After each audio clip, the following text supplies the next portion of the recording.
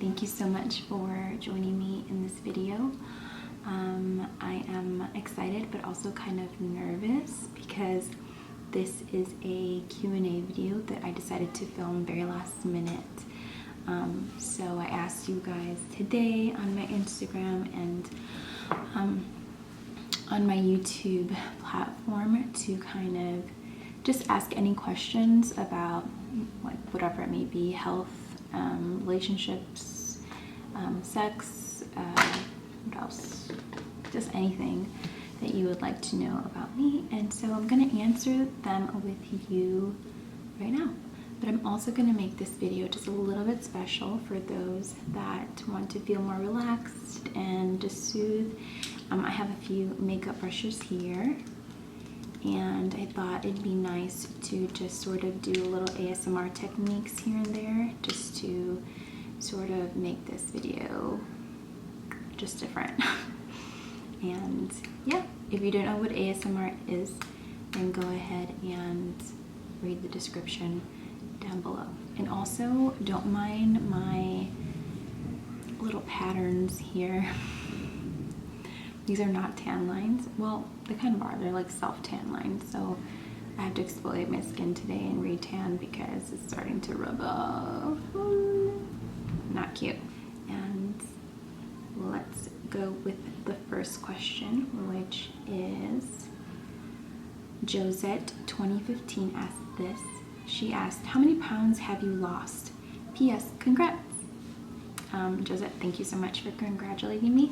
For those that don't know or not aware of my history, I was overweight for quite some time. I didn't grow up overweight. I was fairly skinny when I was a younger kid. From like being a kid to like my teenage years, I was pretty skinny and slim. However, I gained a lot of weight in my early 20s because I was drinking and I was out partying and eating whatever it was that I wanted. So my sister and I actually both gained a lot of weight.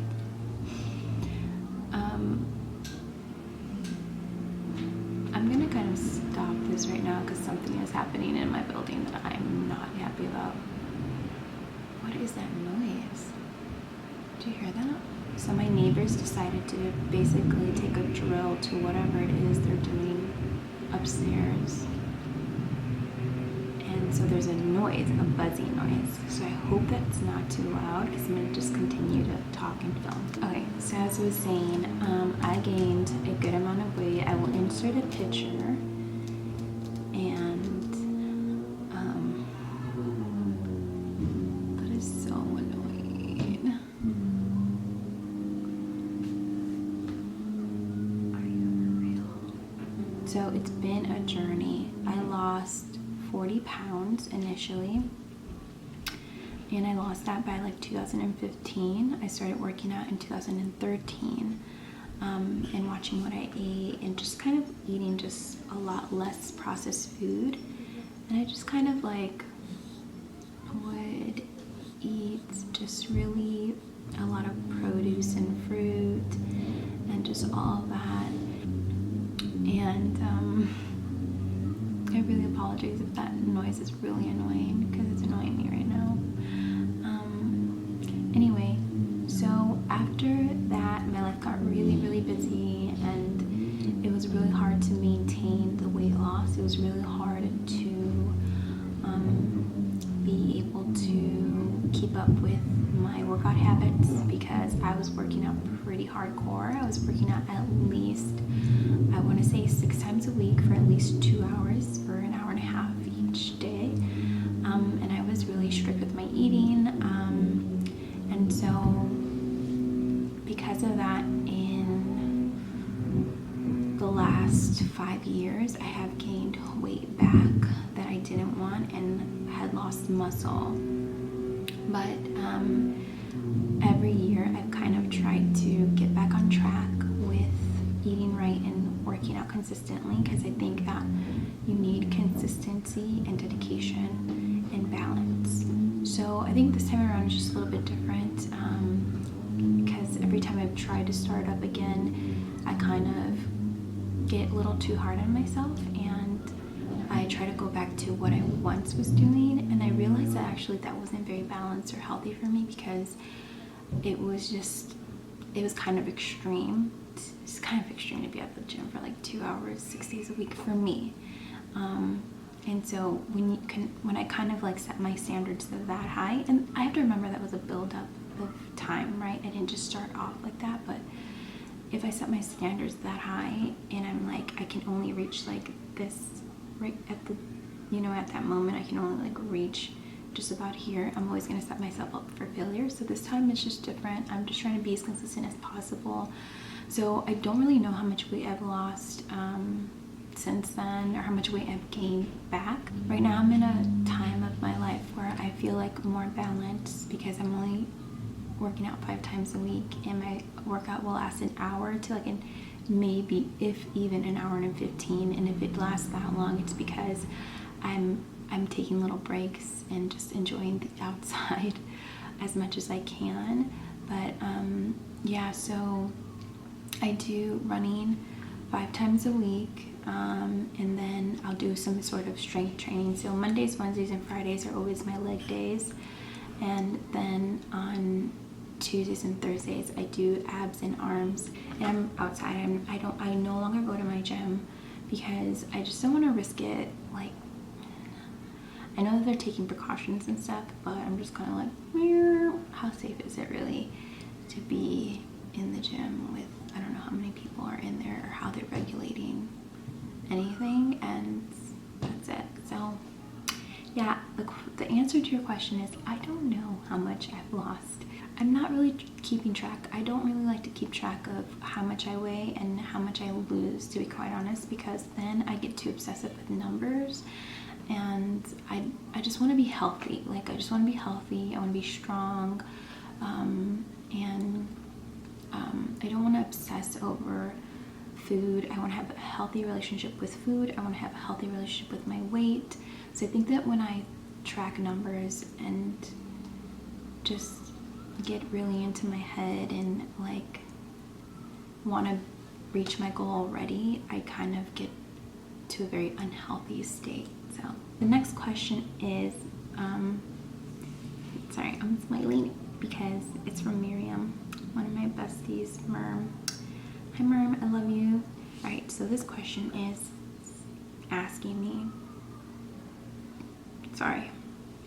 how have you grown your personal intimacy with God? Oh, it's a good question, Merm. Okay, so let's define intimacy, just so that we're all on the same page. For me, intimacy is kind of knowing somebody in a deeper way that maybe others don't, or maybe others haven't experienced them. And I think that we all have our own personal relationship with God, right?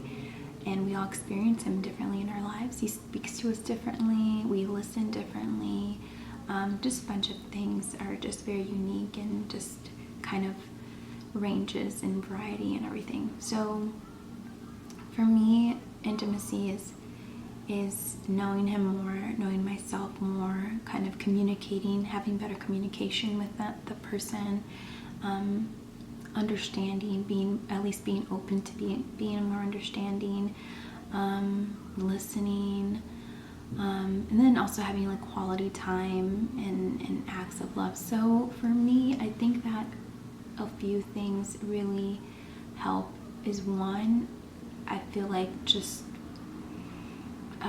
prayer in any time, anyway. You can't develop an intimate relationship with God without praying and talking to him. So for me, I pray any and everywhere. It doesn't matter. I have no shame. I will pray in the shower, on the toilet, in my car. Sometimes, I'm just like burst out and just be like, okay, I need your help. I don't know what to do. I can't do this. I can't do this, and I need you. So I think that talking to him more frequently has really helped me. Also, I think being intentional with my journaling has really helped me. I'm such a huge sorry, I forgot this was like ASMR. I'm such a huge advocate for journaling. I think it's so therapeutic. I think it's a great way to be able to even process your thoughts and your emotions, process what you just saw or heard or what just happened to you. And so I think that getting your thoughts down and your emotions down on a piece of paper really, really has helped build my relationship with God in developing like a healthy form of communication with Him. Because sometimes I don't know what to say out loud. I don't know what to pray. So I think putting pen to paper really helps sort out my thoughts to Him, and it helps me just express myself more with Him. Everybody wants to make noise around here. So nice.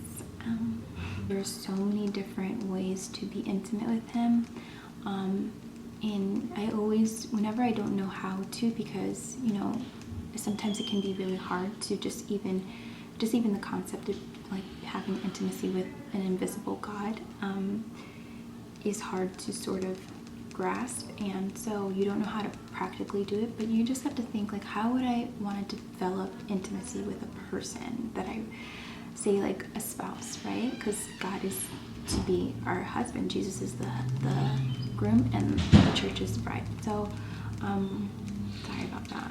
Yeah, I have to think of communication, trust, developing trust with that person. So developing trust with God, knowing, and through that you really need to read His Word, because there's so many promises and testimonies of Him keeping those promises. So yeah, that too.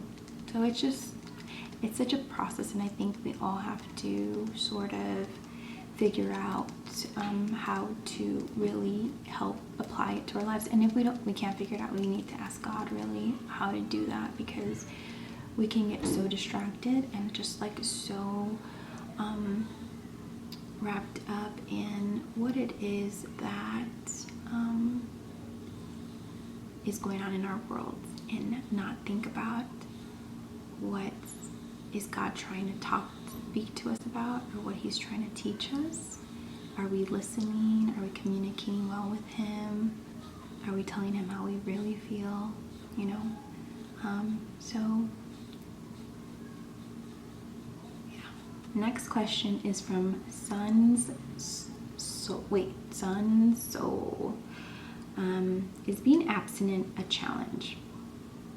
Honey, is the sky blue? Is the grass green? Do the birds fly? Do the fish swim?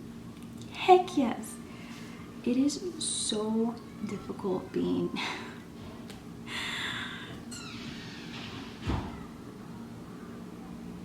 I can't. Love thy neighbor. Love thy neighbor. I think that many people have this misconception that men are the only people who struggle with that part of their lives, and that is so not true. Like, women, it is a struggle when you are having to wait until the day that you are married or the night that you're married. It is so hard because we are human. We have needs. When you've experienced it, and when you are without it, I think your human side can really desire it, because it is an enjoyable thing. However, you also don't want to disrespect your body or the body of somebody else by sleeping with that person outside of marriage, because God created specifically for marriage, because it is to be honored and respected, and it's meant to be sanctified in that covenant. So yes, it's so hard to not have sex with somebody that, and I don't mean like having like raunchy random sex, like I don't miss that at all. Like I was definitely a girl that it did not take that long to get me in bed. I'm gonna be 100% honest with you. If I liked a guy, if I found him attractive, if he did one little thing that was nice, and it probably wasn't that like chivalrous or anything like that, he could have just probably texted me, "Hey ma, you look real good," or something like that. "I want you," and I'd be like, But I will say that it definitely helps develop your discipline and your self-control. And it also puts things into perspective too, as in like how you value your body, how worthy do you believe you are? Is it that easy? Is it really that easy to just sort of take that part of you, or allow somebody to take that part of you? You start to realize the value that you have, and that not anybody is really worthy to have you in that kind of way, because it's a very intimate way and in a way that only your spouse should have you. So I think that it's helped me appreciate my body a lot more, and my just what I can bring to the table, and that this is meant for one special person, and that's it. And I think that's what's going to make it even better when I do get married and we're able to share that moment together, and just the moments to come. I'll be like, boy, you're not ready for this. I'm not kidding. Journey with Audrey. Hi, Audrey. I'm an OG YouTube subby. What? Okay. And used to watch you and your sis. Aww. How would you say you have changed the most? Man, how have I changed the most? The most. Like the most. Not the only thing. That's what I have to think of, because then I'm like, there's so many things. I think that, for me, the biggest thing for me that has changed is that I'm not as selfish as I used to be. Is that the right answer? See, now I'm second guessing myself.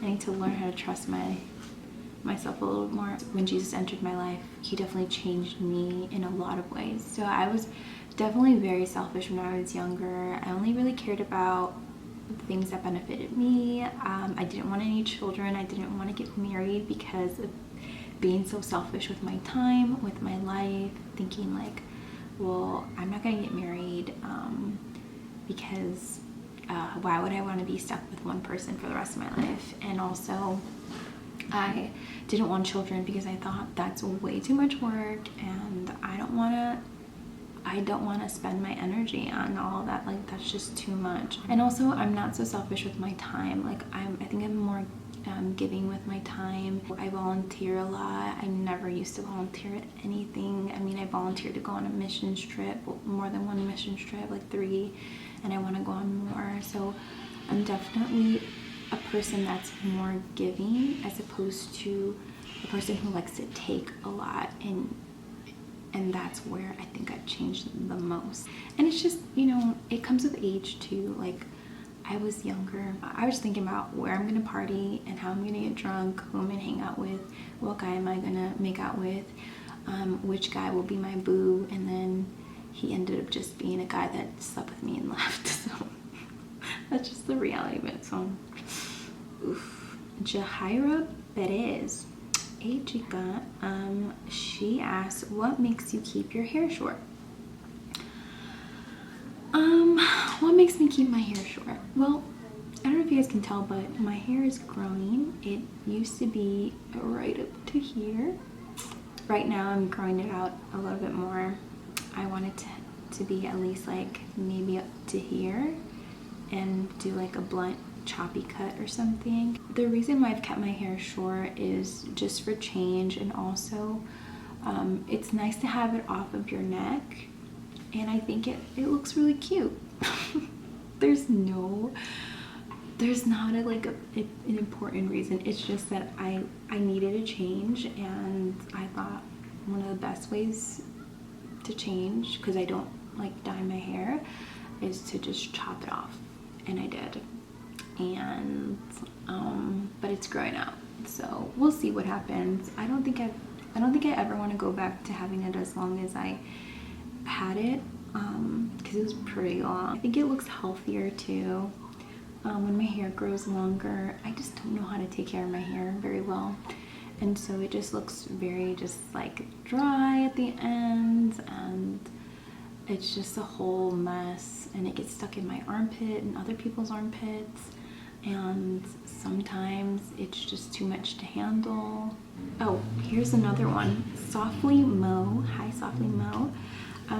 asks, how do you manage sexual desires while being single, assuming you're sex abstinent? That's a good question. It's a really good question. Okay, so let's be real here. Sexual desires start to come up. I would say that in those moments, I honestly will close my eyes if I'm by myself or like nobody's looking at me, because I don't want people to think I'm weird. I honestly say like a little silent prayer, and I'm just like, please God, purify my thoughts right now. Lord, please Jesus, purify my thoughts. You also have to be careful with what you're watching and what you're listening to. I don't only listen to worship music all the time. I used to, but now I have other genre of music that I really love. If there are songs that are definitely more sexualized, I will be careful with how much I listen to that type of music. I really don't try to put anything super raunchy on my playlist, because I know where my mind goes. It goes straight to everything that they're talking about, and you start to think about how it feels, and you know what you just make up a whole bunch of fantasies in your head. So you have to be very careful. Also be very careful with the movies and like the shows that you watch. There are a lot of shows that really promote fornication, which is sex outside of marriage, or teenage sex. And so you just want to be careful with how much you watch that, because we know that that's all contrary to what God teaches in the Bible. And if you feel convicted about that part of your life, some people don't feel, and that's their journey, that's their walk. But you just have to be careful with what you're ingesting. It's not about being a virgin or a born again virgin. It's more about having purity of mind. So that's why whenever I have thoughts and stuff and desires, I always turn to prayer and I ask the Lord to help me, because obviously my body is telling me to do something or to think of something that is going to lead me into something further. Does that make sense? I don't think that, say, like masturbation is a sin. I don't believe it's a sin. What I do believe is that the reason you should stay away from even pleasing yourself is because it opens your mind and to that whole world of being very sexual outside of marriage. And it opens, your thoughts and your emotions to it and your body to it. So when we please ourselves, we're really kind of giving into the desires of our flesh in that reason, because you're just doing it because it's gonna feel good and that's it, right? So you're not doing it to like connect with like your spouse or to connect better with Jesus. It's not the reason that you're doing it. If you're doing it because you want to feel good.